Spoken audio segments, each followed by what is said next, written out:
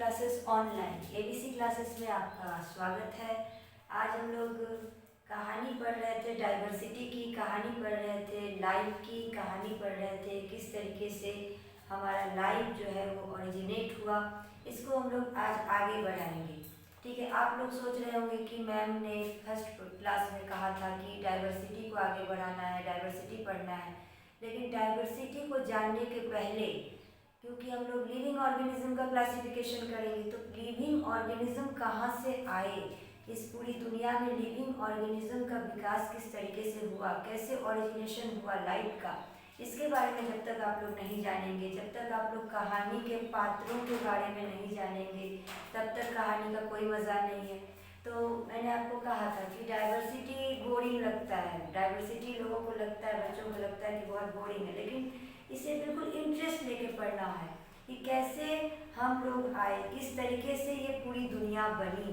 ठीक है, इस कहानी को आज मैं आगे बढ़ाऊंगी।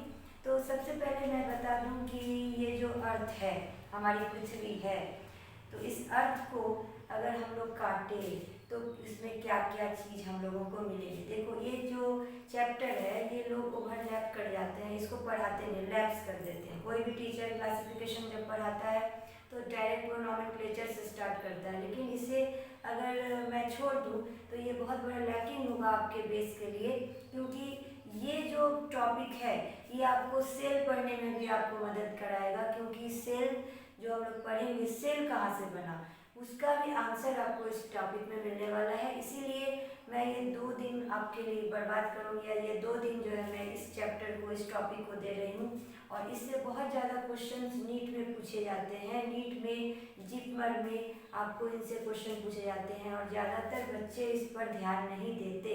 लेकिन मेरा ये मानना है कि आप जो है डेप्थ से पढ़ोगे तो आपका बायो बहुत अच्छा होगा, और आगे भी इसको आपको पढ़ने में बहुत मदद मिलेगी। तो अगर हम लोग अर्थ को काटें तो अर्थ में हमको क्या क्या मिलेगा, सबसे पहले ये था।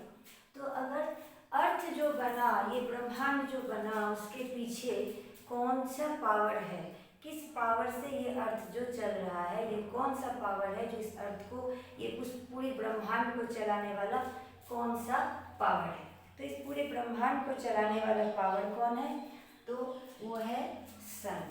ठीक है, क्योंकि सन ही वो सोर्स ऑफ एनर्जी है जिससे ऑटोट्रॉप्स जो है वो फोटोसिंथेसिस करते हैं। सन इज द अल्टीमेट पावर जिससे जो हमें एनर्जी मिलती है। ठीक है, तो ड्राइविंग फोर्स ऑफ इकोसिस्टम, ये जो इकोसिस्टम बना उसका ड्राइविंग फोर्स कौन है, सन है। ठीक है, और ये जो अर्थ है, उस अर्थ का सेंट्रल पार्ट क्या होता है, अगर उसको हम काटे 3 भागों में, अगर हम सन को काटे तो सन का जो सेंट्रल पार्ट होता है उसको हम लोग कहते हैं कोर और बैरिस्फीयर। ठीक है, सन को, अर्थ को अगर हम काटे तो उसके सेंट्रल को हम लोग कहते हैं, सेंट्रल पार्ट को कोर या बैरिस्फीयर। और इसमें क्या क्या पाए जाते हैं, nickel and magnesium, nickel and magnesium. Middle part को हम लोग कहते हैं मेंटल एंड पैरोस्फीयर, जिसमें पाए जाते हैं सिलिकॉन और मैग्नीशियम। ठीक है, आउटर पार्ट को हम लोग कहते हैं क्रस्ट और लिथोस्फीयर, और उसमें पाया जाता है सिलिकॉन एंड एल्युमिनियम। ठीक है, जिसको हम लोग कॉमनली सियाल भी कहते हैं। Okay, then the central part of the earth is known as core or bariosphere, middle part of the earth is known as mantle and perosphere, outer part of the earth is known as crust or lithosphere। ठीक है, अब सन के 2 part होते हैं, अर्थ के 2 part होते हैं। there are 2 parts of the earth, gaseous part and the watery part। the watery part of the earth is known as hydrosphere, the outer part of the earth is known as hydrosphere and the gaseous part of the earth is known as atmosphere. तो ये सभी जो question है 1 number वाले multiple choice question में ये सब पूछे जाते हैं। तो अर्थ के 3 पार्ट हो गए, central part, middle part and outer part. Earth के 2 रीजन हो गए, एक गैसियस रीजन एंड और एक क्या हो गया, वाटरी रीजन। गैसियस रीजन को हम लोग क्या बोल दिए, हाइड्रोस्फीयर, और गैसियस रीजन को हम लोग क्या बोल दिए, एटमॉस्फेयर, और वाटरी रीजन को हम लोग क्या बोलते हैं, हाइड्रोस्फीयर। ओके, अब पहले जो हमारा एटमॉस्फेयर था और अभी के जो एटमॉस्फेयर है, इन दोनों में बहुत बड़ा डिफरेंस होता है। अभी का जो एटमॉस्फेयर है, अभी के एटमॉस्फेयर को हम लोग कहते हैं oxidising atmosphere. Why now it is the atmosphere is known as oxidising atmosphere. तो because now it is the free oxygen is available in our environment, but in the initial stage or but in the primitive stage of the earth, the free oxygen or the nascent oxygen is unavailable. Why? तो आप बोलोगे क्यों? पहले क्या CO2 नहीं था? तो CO2 में भी तो ऑक्सीजन है। पहले का वाटर नहीं था, वाटर में भी तो ऑक्सीजन है। तो जी ऑक्सीजन वाटर में भी है, ऑक्सीजन कार्बन डाइऑक्साइड में भी है, but that type of oxygen is not called free oxygen. ठीक है, और फ्री ऑक्सीजन कब अवेलेबल होगा? तो फ्री ऑक्सीजन आज के जो है, आज के प्रेजेंट एटमॉस्फेयर में जो है वो अवेलेबल होगा। तो आज क्वेश्चन पूछता है कि प्रेजेंट एटमॉस्फेयर में को किस टाइप का एटमॉस्फेयर कहते हैं। What type of atmosphere is called the primitive stage of atmosphere and the now it is. Okay, तो प्रेजेंट एटमॉस्फेयर को हम लोग ऑक्सीडाइजिंग एटमॉस्फेयर कहते हैं because free oxygen is available now it is. तो इसमें किस किस गैस का क्या कंसंट्रेशन होता है ये एग्जाम में पूछता है।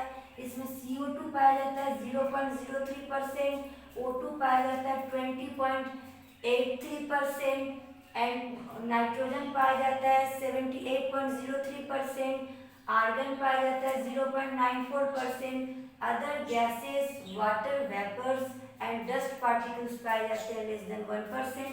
This is the constituent of present atmosphere. Okay, तो प्रेजेंट एटमॉस्फेयर का ये कंस्टिट्यूएंट है जिसमें सबसे इंपॉर्टेंट रोल प्ले करता है carbon dioxide, because carbon dioxide is the raw material for all the autotrophs and carbon dioxide is main green house gases, जिसकी चर्चा हम लोग आगे करेंगे। ठीक है, अब हम लोग बात करते हैं प्रिमिटिव एटमॉस्फेयर में ऐसा क्या था प्रिमिटिव एटमॉस्फेयर में कि ओरिजिनेशन ऑफ लाइफ संभव हुआ। ऐसा क्या था प्रिमिटिव एटमॉस्फेयर में कि छोटे छोटे जीवों का विकास हुआ, एक सेल बना। ठीक है, ऐसा क्या था? तो इसको जानने के लिए हमको सबसे पहले जानना होगा कि प्रिमिटिव एटमॉस्फेयर होता कैसा था। तो प्रिमिटिव एटमॉस्फेयर जब हुआ करता था तो बहुत गर्म हुआ करती थी पृथ्वी। ठीक है, जैसे अगर गर्म तावे पर आप पानी का छींटा डाल दो तो कैसे पानी के जो ड्रॉपलेट्स होते हैं वो घूमते हुए डांस करते हुए वेपोराइज्ड हो जाते हैं। कभी भी गर्म तावे पर पानी टिका है क्या? नहीं टिकता। ठीक उसी तरीके से हमारा जो प्रिमिटिव एटमॉस्फेयर था वो बहुत ज़्यादा हॉट था। तो हॉट रहने के कारण कभी भी पानी उसमें रुका ही नहीं, और without water life can not be possible. जब तक कि वाटर ना हो तब तक क्या होगा? तब तक कोई भी लाइफ का ओरिजिनेशन नहीं हो सकता, किसी भी रिएक्शन, कोई भी रिएक्शन जो है पॉसिबल नहीं होता। जैसे जब आप लोग लैब में कोई भी एक्सपेरिमेंट करते हो, कॉपर सल्फाइड रहता है, किसी भी चीज़ का डस्ट होता है तो उसको पहले डाइल्यूट करते हो। जब तक वो डाइल्यूट नहीं होता तब तक वो रिएक्टिव नहीं होता। तो इसीलिए उससे ये हम लोग जान सकते हैं कि किसी भी रिएक्शन को प्रोसीड करने के लिए water is most essential factor. Okay, तो प्रिमिटिव एटमॉस्फेयर में लाइफ के ओरिजिनेशन के लिए सबसे बड़ा जरूरी चीज़ क्या हो गया? Water, availability of water. तो कब वाटर टिकने लगा वहाँ? जब एटमॉस्फेयर का टेम्परेचर 99 डिग्री सेंटीग्रेड से कम हुआ तो वाटर वहाँ पर हल्का फुल्का जो है वो टिकने लगा। ठीक है, तो उससे पहले हम लोग जानेंगे कि प्रिमिटिव एटमॉस्फेयर में क्या क्या कंस्टिट्यूएंट था, प्रिमिटिव एटमॉस्फेयर कैसा था। ओके, तो प्रिमिटिव एटमॉस्फेयर कैसा था? That is reducing atmosphere. तो दो टर्म यहाँ पर मैंने यूज किया। पहला कहा कि प्रेजेंट एटमॉस्फेयर कैसा होता है? ऑक्सीडाइजिंग। और दूसरा भी क्या बताया? प्रिमिटिव एटमॉस्फेयर क्या होता है? रिड्यूसिंग। तो आपने केमिस्ट्री में भी पढ़ा होगा कि दो टर्म होते हैं, oxidising and reducing, oxidation and reduction. ठीक है, ऑक्सीडेशन का मतलब होता है, क्या होता है? इलेक्ट्रॉन को देना। जैसे अगर फेरस, ठीक है, Fe is converted into Fe3+, then it is known as oxidation. जैसे कि अगर हम Fe को कन्वर्ट करेंगे Fe3+ में, तो इसका मतलब क्या हुआ, इट इज ऑक्सीडेशन। तो ऑक्सीडेशन का मतलब होता है लेना, रिडक्शन का मतलब होता है देना। ओके, ऑक्सीडेशन का मतलब लेना, रिडक्शन का मतलब देना। और ऑक्सीडेटिव एक्टिविटी वो एक्टिविटी होता है जिसमें चीज़ें टूटती हैं, और रिडक्शन ऐसा प्रोसेस होता है जिसमें चीज़ें बनती हैं। ठीक है, बहुत ये मेजर चीज़ है जो आपको अपने दिमाग में बैठा कर रखना होगा, ये बेसिक पॉइंट्स है। तो क्यों हम लोग रिडक्शन में बनता है ये बोल रहे हैं, और क्यों हम लोग कह रहे हैं कि ऑक्सीडेशन में जो है वो चीज़ें वो टूटती हैं, तो इसका सबसे बड़ा एग्जाम्पल है फोटोसिंथेसिस। फोटोसिंथेसिस में जो है क्या होता है, फोटोसिंथेसिस में जो ऑक्सीडेशन रिडक्शन होता है, तो reduction photosynthesis is the reductive process. क्यों, क्योंकि इसमें जो है ग्लूकोज बनता है। तो रिडक्टिव प्रोसेस में, रिडक्शन में हमेशा चीज़ें बनती हैं। तो किसी भी चीज़ को बनने के लिए ये ज़रूरी है कि एटमॉस्फेयर का कंडीशन कैसा हो, तो रिडक्शन हो एटमॉस्फेयर में। तो प्रिमिटिव एटमॉस्फेयर कैसा था, रिड्यूसिंग एटमॉस्फेयर था, जिस कारण से लाइफ का बनना पॉसिबल हुआ। दूसरा क्या है, फ्री ऑक्सीजन वहाँ अवेलेबल नहीं थे, क्योंकि फ्री ऑक्सीजन अवेलेबल नहीं थे जिस कारण से वहाँ का जो एटमॉस्फेयर है वो ऑक्सीडाइजिंग ना होकर रिड्यूसिंग रहा। नेक्स्ट इसमें मेन गैसेस कौन कौन से थे, hydrogen, water vapour, methane, carbon dioxide, hydrogen cyanide and ammonia. Okay, तो ये बहुत इंपॉर्टेंट पॉइंट है, इस पे आप लोग डबल टिक लगा लीजिए, क्योंकि एग्जाम में पूछता है what are the main gases which are present in the primitive atmosphere. Okay, then the main gases are hydrogen, water vapor, methane, carbon dioxide, hydrogen cyanide and ammonia. Okay, now the most important aspect is the availability of water, because origin of life is possible only in reducing atmosphere in presence of water. Okay, तो water का होना primitive atmosphere में बहुत ज़रूरी था, जिस कारण से जब पानी टिकने लगा तो धीरे धीरे धीरे धीरे क्या हुआ, ओरिजिनेशन ऑफ लाइफ जो है वो धीरे धीरे स्टार्ट होने लगा। तो इस ओरिजिन ऑफ लाइफ को सबसे पहले बताने वाले जो साइंटिस्ट थे थ्योरेटिकल, वो थे ऑपेरिन एंड हाल्डेन। तो यहाँ पर आप लोग लिख लीजिए, ऑपेरिन एंड हाल्डेन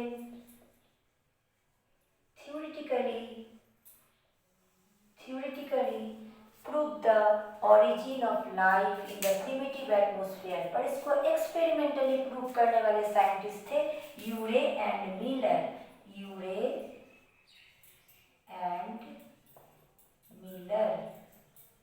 ठीक है, तो यूरे और मिलर ने एक्सपेरिमेंटली प्रूव करके बताया कि किस तरीके से ओरिजिनेशन ऑफ लाइफ जो है वो प्रिमिटिव एटमॉस्फेयर में हो सका। तो अब जैसे मैंने अभी आपको बताया कि पानी धीरे धीरे वहाँ टिकने लगा, तो क्योंकि पृथ्वी बहुत ज़्यादा गर्म है, अर्थ बहुत ज़्यादा गर्म है, तो जब उसमें पानी के छींटे पड़ेंगे, पानी रुकेंगे या कोई भी गैसेस वहाँ पर आएंगी, तो गैसेस होगा क्या, तो due to the hot temperature all the gases combine to each other to form the many gases. ठीक है, तो केमिकल रिएक्शन स्टार्ट हो गया। तो केमिकल रिएक्शन स्टार्ट होने से मैंने अभी आपको बताया कि यहाँ पर मीथेन है और अमोनिया है। तो अमोनिया जो होता है, ammonia is the major constituent of any protein. ठीक है, क्योंकि अमोनिया जो है प्रोटीन जो है वो अमोनिया से मिलकर बना होता है।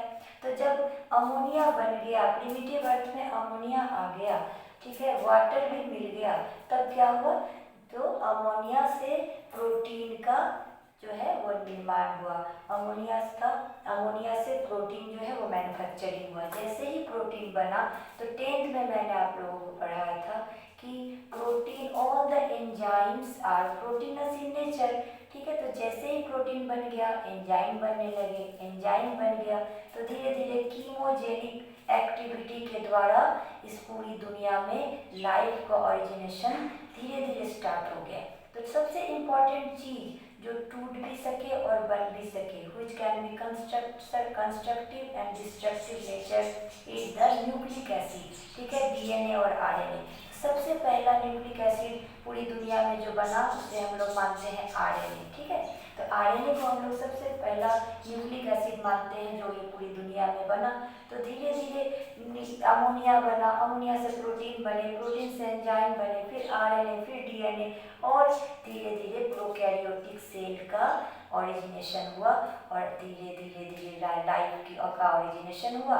और इस पूरी दुनिया में इवोल्यूशन के द्वारा एक पर एक नए नए तरह के स्पीसीज का जो है वो ओरिजिनेशन हुआ। ठीक है, इस तरीके से हम लोग इस टॉपिक में जाने, और पिछले 2 टॉपिक से मैंने आपको बताया कि किस तरीके से इस पूरी दुनिया में, सबसे पहले मैंने बताया कि लिविंग थिंग्स का कैरेक्टरिस्टिक्स क्या होता है, लिविंग थिंग्स आए कैसे इस दुनिया में, किस तरीके से ये पृथ्वी बनी।